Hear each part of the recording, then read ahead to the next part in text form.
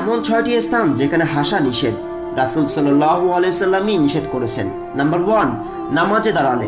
নামাজের মধ্যে কোনো বান্দা যদি হাসি ঠাট্টা করে তাহলে তার নামাজ ভেঙে যাবে। এমনকি শব্দ করে যদি কেউ হাসে তাহলে তার অজু সহকারে নামাজ ভেঙে যাবে। নাম্বার 2, রুগী দেখতে গেলে। আপনি যদি রুগী দেখার সময় হেসে দেন তাহলে এটা অস্বস্তিকর পরিবেশ তৈরি করবে। নাম্বার 3, কবরস্থান। কোনো সুস্থ মস্তিষ্কের মানুষের পক্ষে সম্ভব নয় যে সে কবরস্থানে গিয়ে হাসবে। নাম্বার 4, কারো চেহারা দেখে বা লম্বা বা খাটো দেখে হাসা এটা নিন্দা করার অন্তর্ভুক্ত। কোরআন মাজিদে এমন ব্যক্তিদের সম্পর্কে বলা হয়েছে, ধ্বংস তাদের জন্য যারা সামনে এবং পেছনে নিন্দা করে।